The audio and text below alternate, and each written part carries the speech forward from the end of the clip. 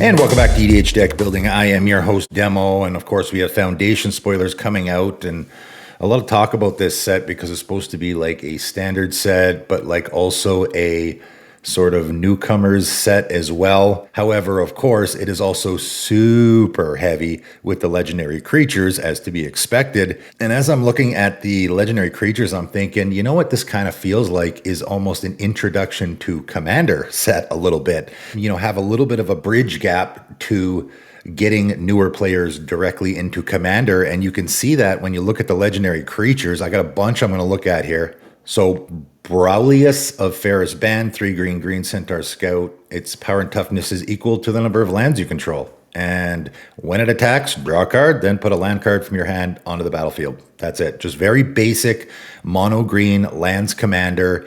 Very simple, not a lot to it. Great introduction to, say, just a mono green landfall deck or just lands matter sort of deck. I don't think any commander player that's been playing the game for a few years would go after this. It could be kind of interesting, although it's just very basic and run of the mill. Just power and toughness, equal number of lands you control, and you're drawing cards and putting lands into play. That's it. This is a great commander for sort of an introduction to playing a lands deck in the commander format, right? How about Rev Tithe Extractor, 3 and a black human rogue, 3/3. Whenever you attack, target creature gains death touch until end of turn. Whenever one or more creatures you control deal combat damage to a player, create a treasure token, then look at the top card of that player's library and exile it face down. You may cast the card for as long as it remains exiled. So again, this is very sort of, run of the mill or mediocre when it comes to doing that thing that we've seen in the commander format a lot. This seems like an introduction commander to doing this kind of thing. This is like a playing your opponent's stuff introduction commander. That's what it feels like to me. Herska Sweet Tooth, 2 and a green, bear, 3/3. When it attacks, create a food token. Whenever you gain life, you may pay a hybrid Selesnya mana, green and white. When you do, target creature gets +X until end turn, where X is the amount of life you gain this turn. So again, another introduction to, I guess, life gain in Selesnya colors, or maybe introduction to food. Just, it feels like a very, again, who's going to go after this?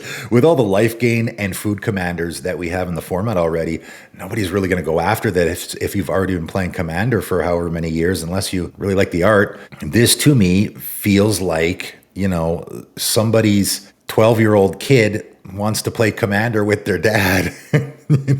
Here's a great commander for them to build around, right? Just very simplistic. You're doing life gain. You're making your creatures bigger, right? Samila, Maliciant Poet. That one's going to be difficult for people to say. 2 and a white, human bard, 1/1. Whenever you cast your first enchantment spell each turn, create a 2/2 white nymph enchantment creature token. At the beginning of each combat, if you control 5 or more enchantments, Samila, Maliciant Poet gets +4/+4 and gains lifelink on the turn. Again, very run-of-the-mill, simplistic, enchantment tribal kind of. That's it. You're just playing enchantments. You're making tokens. You're making your commander bigger and giving it lifelink. There's certainly stuff to build around here, but this to me, and again, the mono colors is big here. So many monocolored commanders here, which again, I think would be a good thing to introduce people to when playing the commander format. Hey, you only got to play, it's one of the most important things in the commander format, right? Your commander's color identity. So that would be something that you would need to get used to. And for me, if I was introducing someone to the commander format, I would say play a monocolored commander so that you can get used to the idea of being restricted to the colors that you're playing. So it is interesting that a lot of these are monocolored. Just here's your first crack at playing an enchantment tribal commander in mono white, right? Cleon, Merry Champion, 2 and a red, human soldier, 2/2 with double strike. Has the heroic ability. Whenever you cast a spell that targets Cleon, exile top card of your library. You may play that card until your next turn. This could be one where people go, okay, well, hold on a sec. This commander could really go off. It has double strike. You are a little bit doing the storm thing, maybe, where I can, maybe do the kind of stuff you would do in a Zata deck or a Feather deck, where I just target my commander with these spells that, give it haste, don't really do a whole lot, like an Expedite, stuff like that. Get lots of triggers off my commander's heroic ability. And yeah, do giant growth effects and stuff like that. Or I guess brute strength, whatever the red one is. Yeah, you could do that a little bit. Still, though, I don't think it's a great commander for that, and I don't think it's a great Voltron commander, but what it is is a great introduction to that sort of style for a newer commander player. That this commander is great for that. You want to be doing sort of a Voltron style, Storm style. This is like, again, comparable to a Zata or a Feather deck, but just very simplistic in the way it's doing. Playing off the top of your library, that kind of stuff as well. It's sort of introducing all of those things into one commander. Erdnan Dramoka Warrior, 1 and a white human warrior, 1/1. When Erdnan Dramoka Warrior enters, put a +1/+1 counter on target creature. Whenever you attack, target attacking creature with a +1/+1 counter on it gains first strike until end of turn. If that creature has 2 or more +1/+1 counters on it, it gains double strike until end of turn. Again, very basic. And I will say, a lot of these commanders likely will fit in the 99 of decks, possibly. This feels very much like an introduction to commander, right? It's doing the counters thing. You're doing counters in mono white. A lot of attacky themes here too, which again is very basic to the game of Magic and Commander as well. So that's what this feels like to me. Dionys Elvish Archdruid, 3 and a green elf druid, 3/3. Elves you control have, whenever this creature becomes tapped during your turn, untap it and put a +1/+1 counter on it. This ability triggers only once each turn. So just very basic mono green elf tribal commander. And of course, tribal is huge in the theme here. That's the other thing they're doing an absolute ton here, is that thing that we're already doing in the commander format. We're giving you a very basic, probably monocolored version of it, but we're also doing a whole lot of tribal stuff. Like, again, as I've said so many times before, they're going to hit every tribe imaginable at some point, although there is one that I mentioned in a video coming up that they haven't hit yet. We'll see. So, for example, Fumulus, the Infestation, 3 and a black vampire insect. Vampire insect, that's interesting. 2/2 flying death touch. Great stats to have on your commander. Whenever a player sacrifices a non-token creature, create a 1/1 black insect creature token with flying. And man, that's a pretty great ability, because that's whenever any player sacrifices a non-token creature. Pretty good. Whenever an insect, leech, slug, or worm you control attacks, defending player loses 1 life and you gain 1 life. So, we're going to just throw in, even though you should really just be doing insects here, clearly what they're starting to do is they're starting to tack on a little bit, right? So instead of just whenever an insect you control attacks, it's whenever an insect or leech or slug or worm, so that anybody who wanted to make a leech, slug, or worm tribal deck now can use this commander as well, right? They're doing the tack on thing. So leech, I think we already have slug, but leech and worm are 2 more that we can check off the list. Ophelia, Viper Whisperer, 1 and a black Gorgon Assassin, 1/3 with Death Touch. Whenever Ophelia attacks, you may pay 1 and a Golgari mana. If you do, create a 1/1 black snake creature token with Death Touch. That's not bad. Cranking out Death Touch snake tokens, pretty good. Do not put Ophiomancer in this deck, because your Ophiomancer likely will not be doing anything. A little heads up there. It might seem like a good fit, but it certainly is not. 4 and a black until end of turn. Whenever 1 or more Gorgons and or snakes you control deal combat damage to a player, that player loses half their life. Round it up. So now, that's a pretty great ability, first of all, but now we got Gorgon tribal and snake. Do we have anything from snakes? Yeah, of course we do. We have snakes in green, right? So of course we would have a lot of green snake tribal stuff, a little bit of green blue. This is the first one in black though. So, and of course there's a lot of black snakes, but Gorgons is the big one. So check that off the list. Slinza the Spiked Stampede, 4 and a green beast, 5/5. And this is one that's kind of surprising. When I saw this, I was like, haven't we gotten this already? Or have we? So beasts spells you cast cost 2 less to cast. So beast tribal. And again, it's funny how they hit all these super underwhelming fringe tribes like leech and worm and all this, but yet we haven't gotten just a straight up beast commander yet. I don't think we have. Each other beast creature you control enters with an additional +1/+1 counter on it. Okay, not bad. Whenever Slinza or another creature with power 4 or greater enters, you may pay 1 in a Gruul. And of course, if you're going to make a beast commander, it's got to be in Gruul colors. When you do, Slinza fights target creature you don't control. And it's so funny, again, because I think in one of the very first commander sets, they reprinted the tribal beast land that has your beast fight another creature, but yet there was no actual beast, tribal commander in that set. And I don't think they have ever printed one in these colors, at least. Again, I would still say we're in the boat of an introduction. This is a very simplistic commander. you're just doing Beast Tribal, right? Plagon, Lord of the Beach, 2 and a blue. Starfish Wizard 03. That's right, we got a Starfish commander even. Like I said, they're going real deep here. When Plagon, Lord of the Beach enters, draw a card for each creature you control with toughness greater than its power. And this doesn't actually say anything about Starfish on it other than the actual commander's creature type. However, I believe all Starfish have a toughness greater than their power. So that would be all your creatures. Okay, there's not a lot, by the way. There's only a few. However, there is things that can make Starfish. I will just throw out Spiny Starfish there.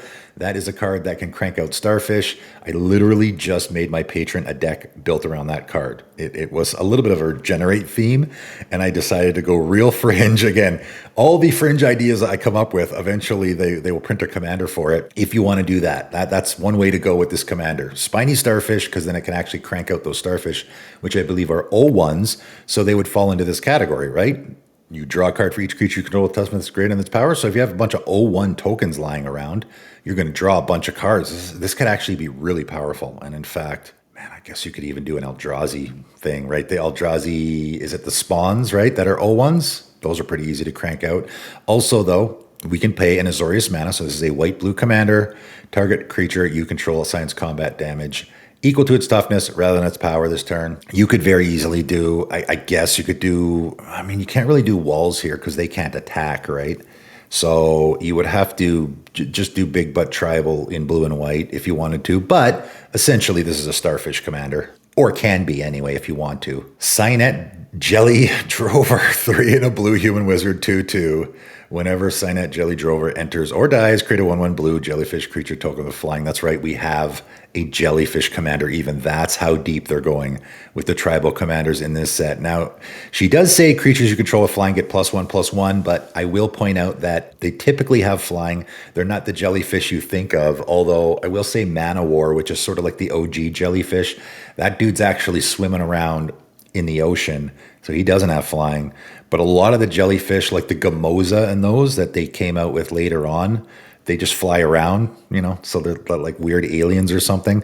So a lot of them do have flying. So, why they decided to make jellyfish fly, I'm not sure, but in the game of Magic, most jellyfish are flying. So again, you don't have to do that, but if you ever wanted to make a jellyfish tribal deck, now you can. And if you want to make any tribe at all in mono blue and they haven't covered it with the starfish and the jellyfish, this guy will work. Paul Jamar, Illusionist, 4 blue, Human Illusionist Wizard, 4/5 with flying. When he enters the battlefield, choose a creature type. Draw a card for each creature you control of that type. So if for any reason there is, they got the starfish, they got the jellyfish, what else could there be?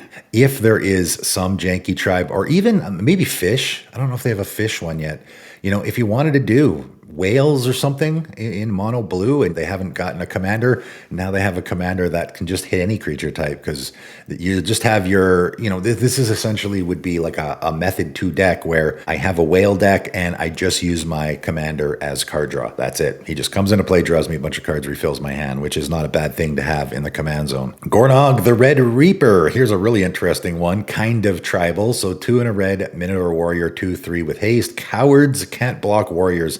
So now we're doing that again. And of course, we do have a few cards dealing with this theme already. Boldweir Intimidator was the first one that had that wording and can turn creatures into cowards and warriors and everything else.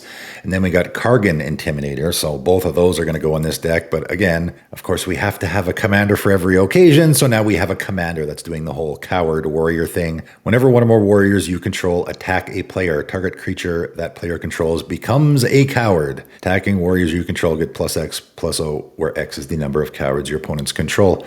So this could be really powerful, actually, because of course you're making it so that your opponent's creatures can't block. Your creatures get real big. I mean, this could be a pretty serious aggro commander, funny enough. I mean, I know it seems goofy. There's a little bit of Minotaur Tribal in, I don't know, like it's black and red, most of it. I don't know how much is going to fit in mono red. There might be a little bit. Warrior, there's a little bit in mono red as well.